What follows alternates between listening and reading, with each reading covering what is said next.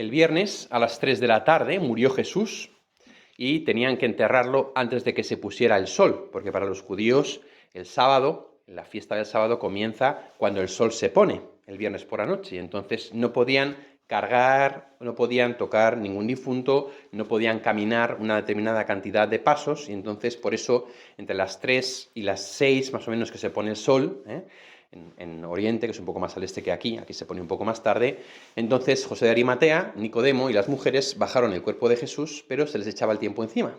Entonces lo que hacen es que lo limpian un poco, le ponen un poquito de aromas, lo cubren con un lienzo, le ponen un sudario en la cabeza y lo meten en una tumba que estaba muy cerquita del Gólgota, que parece que era propiedad de José de Arimatea, y entonces allí corren la piedra y entonces se retiran ya para vivir el sábado. Entre tanto, los sumos sacerdotes han ido a Poncio Pilato para decirle que ponga una guardia en el sepulcro, no vaya a ser que roben el cuerpo. Entonces, llega la noche del viernes y no les ha dado tiempo a procesar todo lo que ha pasado, ¿no? Por una parte tenemos a Juan, el evangelista, que es el único que estuvo fiel hasta el final. Tenemos a María Magdalena, María la Madre de Santiago y María, la Virgen María, las tres Marías, ¿no?, que estaban allí con Juan, seguramente estuvieron juntos allí, pues hablando o callando, ¿no?, porque no está muy claro qué es lo que se les pasaría por la cabeza en esos momentos, ¿no? Los otros 10 se habían ido, se habían dispersado, cada uno estaría escondido en algún lado, ¿no?, probablemente avergonzados de haber abandonado a Jesús, Pedro seguramente totalmente avergonzado de haber renegado 3 veces, ¿no? Judas se había suicidado, ¿no?, seguramente antes también de la puesta del sol del viernes, porque no podía hacerlo después, porque compró un campo y se ahorcó allí, ¿no? Juan probablemente estaría un poquito contrariado, ¿no?, diciendo, estos compañeros míos, pues qué desastre, pues se han ido todos. Hombre, yo me fui, pero luego al menos volví, ¿no?, y estuve allí con él al pie de la cruz. Dice Juan en su evangelio que él era amigo del sumo sacerdote y que por eso se pudo colar, ¿no? Pero ¿qué pensaría Juan, no? A lo mejor podría incluso haber en su corazón como un cierto reproche, ¿no?, hacia Pedro. Ojo, Pedro, que le has negado 3 veces, que tú dijiste que ibas a dar la vida por él y le niegas 3 veces, porque estaba Juan delante cuando Pedro le negó, ¿no? A lo mejor habría un poquito en su corazón de...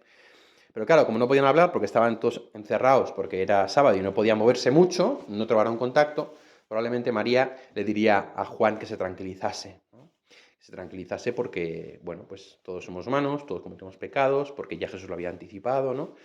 Entonces, seguramente el corazón de Juan, que era joven, que era vigoroso, ¿no?, pues sería en ese momento consolado por María, como para no cargar las tintas contra los demás por abandonar a Jesús, ¿no? Y probablemente María, en ese tiempo, animaría a María Magdalena y a María la de Santiago y a Juan para decirles, tened esperanza que Él va a resucitar. Y Juan seguramente ahí pues estaría diciendo, hombre, difícil de creer, ¿no? Difícil de creer después de todo lo que hemos vivido, ¿no? Los otros 10 estarían dándole vueltas, ¿no?, a lo que habían hecho, lo que había sucedido, a las palabras de Jesús, un poquito diciendo, madre mía, que este decía que iba a ser aquí el Mesías, y ha sucedido como ya había pasado con otros 2 falsos Mesías, como Teudas o como uno que se llamaba Judas también, que habían sido unos falsos Mesías que se levantaron contra los romanos les mataron y se acabó su movimiento. Entonces pensarían los apóstoles, pues este Jesús que parecía que iba a ser como el Mesías de verdad, pues ha pasado lo mismo que con Teudas y con el otro Judas, que se los han cargado, ¿no? Entonces, ¿qué hacemos ahora? ¿Qué hacemos ahora? Entonces, Alborea pasa todo el sábado, pasarían así un poco rayados, como decimos ahora, ¿no?, seguramente. Y entonces cuando alborea el domingo, es decir, en cuanto sale el primer rayo de sol, que ya se podía mover porque ya acababa el sábado, pues entonces ya sabemos que hubo 2 que se fueron de Jerusalén, que dijeron, vámonos de aquí, que los siguientes somos nosotros, ¿no?, los discípulos de Maús, que se marcharon de allí, los demás se quedaron escondidos, Juan también, y solo las mujeres fueron al sepulcro. Y fueron al sepulcro un poco como con la idea pues de embalsamar bien a Jesús. Los judíos tienen unas costumbres muy particulares de enterrar, limpiar, untar con perfumes, envolver con una venda, como sería una momia, diríamos hoy, ¿no? Y entonces pues poner unas monedas en los ojos, ¿no? Estarían como para poder un poco, ¿no? Entonces, bueno, pues irían con la esperanza seguramente de que los romanos les movieran la piedra, ¿no?, de la entrada, porque iban un poco diciendo, a ver quién mueve la piedra de la entrada del sepulcro, ¿no? O a ver si los legionarios con un poco de suerte la mueven, porque claro, el sepulcro estaba a las afueras de Jerusalén, y en ese sentido el sepulcro no estaba muy... O sea, no era una zona donde iba la gente, era un lugar donde la gente pues moría, y los judíos, la sangre y los muertos eran contaminantes, entonces estaría bastante deshabitado el tema de la tumba, y a lo mejor se fiarían de que los romanos les removerían la puerta, ¿no? Les rodarían la puerta de la cueva, de la tumba. Cuando llegan allí, ya sabéis lo que pasa, ¿no? Las mujeres se encuentran la tumba abierta, se encuentran con unos ángeles que les dicen que vive, ¿no? Y el primer testimonio que tenemos es que María Magdalena, cuando se da cuenta, va corriendo a Juan y a Pedro, que debían estar ya juntos, ¿no? Se habían debido juntar en la mañana del domingo, y entonces, pues seguramente Juan, tranquilizado por María, no le echaría la bronca a Pedro por negar a Jesús, ¿no? Pedro estaría suficientemente avergonzado, y va corriendo allí, ¿no? Decirles, se han llevado al Señor. Entonces Pedro y Juan van corriendo al sepulcro, y cuando llegan allí, Juan, al verlo, después de haber pasado el sábado con María, y sabiendo que María le estaba diciendo que tuviera esperanza, que Cristo iba a resucitar, nos dice el Evangelio que vio y creyó. El primero que cree en la resurrección es Juan, porque ha pasado el sábado con María.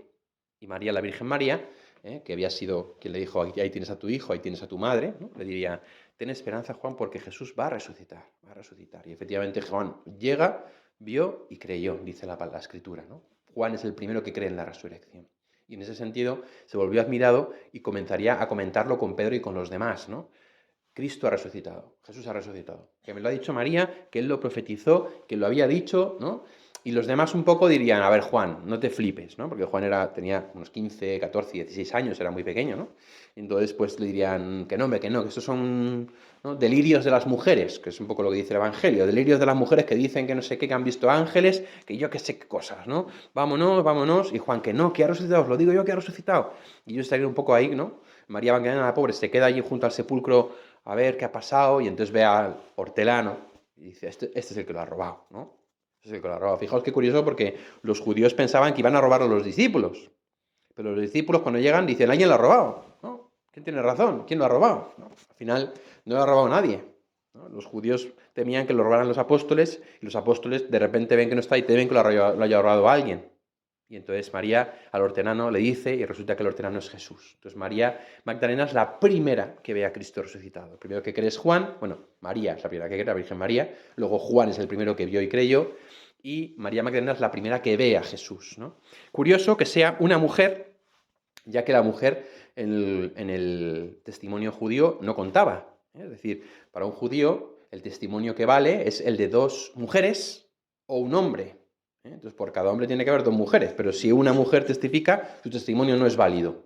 Entonces, Jesús elige precisamente a una mujer, saltándose como siempre todos los cánones de la época, como testigo de la resurrección. Y además le dice, vete y díselo, sabiendo que no vale que sea una testigo. Vete y díselo a mis hermanos, díselo a mis discípulos, que he resucitado. Y además escoge a una mujer de dudosa reputación, como ya sabemos todos, ¿no? Y entonces María Magdalena se lo va a contar a los 12, ¿verdad? Y los 12 dicen, bueno, sí, en fin, delirios de mujeres, ¿no? Siguen un poco como con su rollo, ¿verdad? Después se aparece el Señor a los dos de Maús y al mismo tiempo a Pedro.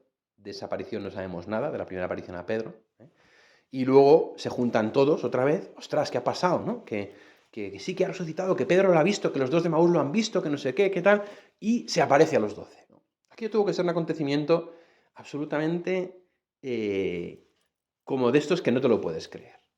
Como de estos que no te lo puedes creer, en plan, o sea, ¿qué está pasando aquí? ¿Estoy soñando? ¿Esto es una alucinación? ¿Esto es una broma? ¿Esto qué es, no? Ese momento en el que no te lo acabas de creer. Dice San Lucas que no acababan de creer por la alegría, ¿no? Mateo dice, algunos dudaban, porque claro, aquello debió ser tremendo, ¿no? O sea, ¿qué es esto? O sea, el Señor está vivo, ¿no? Y se aparece, come con ellos, habla con ellos, les da la alegría. Dice Juan que les dice paz a vosotros, ¿no? O sea, reciben la paz, están con el Señor, ¿no? Paz a vosotros, shalom aleikum, ya sabéis, ¿no? En el idioma árabe actual, shalom aleichem en hebreo, ¿no? Que es el saludo propio de los judíos, entonces es la paz sea contigo, ¿no? Se quedarían totalmente, realmente pacificados, alegres y un poco flipados, ¿no? Y por lo que sabemos, el Señor Jesús aparece y desaparece, según le da. Esos 40 días, por un motivo que no sabemos, el Señor aparece y desaparece. Entonces, desaparece. Entonces se quedarían un poco los 12 como diciendo, o los 11, lo que ha pasado aquí, ¿no? ¿Qué es esto, tal? ¿Será verdad? Se pellizcarían, ¿no? Un poco unos a otros, ¿qué es lo que está pasando? ¿Qué tal? ¿Qué no sé qué? ¿No? Y entonces, pues claro, empezarían esa semana, es decir, esta semana, lunes, martes, miércoles, jueves, santo, viernes, sábado, como un poco diciendo, ostras, qué impresionante, qué ha pasado, ¿no? Una relectura de lo que ha sucedido, hemos visto a Cristo, pero será verdad, nos habremos alucinado, esto, ¿qué ha sucedido? ¿Qué tiene que ver? ¿Qué tal? ¿No? Entre tanto, los judíos, al ver que no está el cuerpo, sobornan a los guardias, decid que lo han robado, no vaya a ser que esto se líe, pero los apóstoles esta semana están callados y encerrados, porque dicen, uy, Dios mío, vamos a ver qué pasa aquí, qué es esto que está pasando, ¿está vivo, no está vivo? ¿Dónde está ahora? ¿Por qué ha desaparecido? ¿Por qué no viene? ¿Por qué no tal? ¿Por qué no cual? Y el siguiente domingo, el Señor se vuelve a aparecer con ellos. Se vuelve a aparecer otra vez de repente. Tomás, que no había estado la primera vez, sí que está la segunda. Tomás, que no se lo creía, dice, estos están fumados. Estos dicen que bien han visto a Cristo, pero ¿qué me están contando? Eso ha sido una alucinación colectiva. Y el siguiente domingo Tomás está con ellos y el Señor se aparece. ¡Wow! No es una alucinación, no nos lo hemos inventado, no es algo que hayamos nosotros... No, es verdad, está aquí, mira. Y de hecho Jesús le dice, toma, trae tu dedo, trae tu mano, toca. ¿No? Entonces, claro, se quedan todos impresionados y empiezan a comprender, el Señor se va a aparecer los domingos, el Señor se va a aparecer los días de la resurrección. La tercera vez que se aparece es cuando se van a pescar y entonces están pescando, no encuentran pescado y se aparece Jesús en la orilla. Y a partir de ahí se nos dice que se apareció a más de 500 personas en Galilea, que se apareció a Santiago, el menor, y que después ascendió a los cielos y que Lucas lo recoge diciendo, durante muchos días se apareció a los apóstoles y habló con ellos y les explicó el reino de Dios, ¿no? Entonces estos 40 días fueron días en los que la presencia de Cristo resucitado dejó impreso en el corazón de los apóstoles como la impresión y la certeza, la alegría, la paz de que Cristo había resucitado, ¿no? Una cosa impresionante y una cosa absolutamente nueva, novedosa, tremenda para ellos, que les llenaría de alegría, ¿no? Que les llenaría de alegría. Ellos, ¿qué harían durante la semana, ¿no? De lunes a sábado, hasta que se apareciera el Señor? Pues lo que hacían era meditar todo lo que les había dicho y entenderlo. Ahora entendemos por qué nos decía, me voy a prepararos un sitio, cuando vuelva y os prepare un sitio, volveré, os llevaré conmigo. Ahí entendemos lo que dice, lo que yo hago, tú no lo comprenderás, lo comprenderás más tarde. Empezaron a entender todo lo que Jesús había dicho y a recordarlo, a rememorarlo, ¿no? Para comprender, a leer la Torá, el Antiguo Testamento, a la luz de la resurrección. Claro, por eso decía Isaías 53 que iba a padecer, el Salmo 22, me darán las manos y los pies. Empezarían juntos a hacer, ¿no?, una lectura de la Escritura desde la resurrección y se quedarían impresionados. Y cada domingo el Señor les instruiría, ¿no?, en esa explicación de la Escritura. El Señor a los 12 se aparece los domingos, a los 11, y algunos sueltos cuando a Él le da la gana, que para eso es Dios, ¿no? A los 500 en Galilea, no sabemos los días, y se va apareciendo, les va hablando, les va comunicando, ¿no?, y les va dejando en el corazón esa certeza, ¿no? Fueron días, por tanto, de una inmensa luz que el Señor permitió durante 40 días para que nunca dudasen de lo que habían vivido, para que nunca dudasen de que habían visto al Señor resucitado y de que Él estaba vivo y de que Él estaba con ellos, ¿no? Son, por tanto, días también para que nosotros nos demos cuenta, y por qué os he contado todo esto, de la veracidad de la resurrección. De la veracidad de la resurrección. Los textos bíblicos en el tema de la resurrección son muy divergentes. Mateo dice que se apareció a las mujeres, Juan dice que se apareció a María Magdalena, Lucas contó a los de Maús, otro... ¿Por qué? Porque debieron ser acontecimientos tan impresionantes que luego al recordarlos no sabían situarlos porque era como cuando uno está un poco como eso, ¿no? Tan impresionado por lo que está viviendo que luego no se acuerda. No sé si os pasa a veces que os acordáis de algo que sucedió y no, esto pasó antes, no, esto pasó después, no, esto fue tal, y una vez se pierde, pero lo importante es lo que sucedió, ¿no? Y por eso también se queda grabado en los evangelios, en esa alegría y en ese alboroto que tienen los apóstoles cuando ven a Cristo resucitado, se nota en el desorden un poco de las informaciones que tenemos de la aparición del resucitado, pero hay un hecho incontrovertible. El cuerpo de Jesús no estaba en la tumba y todos aquellos hombres y mujeres vieron al Señor y hablaron con Él. Esto se grabó profundamente en sus corazones y es la certeza de lo que hoy vivimos. Lo que hoy vivimos no es una espiritualidad difusa, una cosa rara, sino que vivimos la certeza basada en la experiencia de los apóstoles. Por eso decimos que la iglesia es apostólica, ¿no? Aquellos que vieron a Jesús, comieron con Él, tocaron sus llagas, hablaron con Él. Después de su resurrección, no una, ni dos, ni tres veces, sino muchas veces durante 40 días. Y en esa experiencia que produce certeza se basa también la nuestra. De aquellos 500 hombres que vieron al Señor, que estuvieron con Él. Lo de los 500 hombres lo podéis buscar en 1 Corintios 15, que es la primera vez que se habla de la resurrección, que San Pablo dice que se apareció a más de 500 hermanos, de los cuales muchos todavía viven, dice San Pablo, ¿no? Entonces, vivimos de esa certeza, de esa experiencia, de ese hecho histórico, de ese dato. Y por eso nuestra fe es apostólica. Porque aquellos 500 hombres que vieron a Cristo resucitado y convivieron con Él, no mentían, no engañaban, e incluso algunos dieron su vida en martirio antes que negar que había sucedido aquello.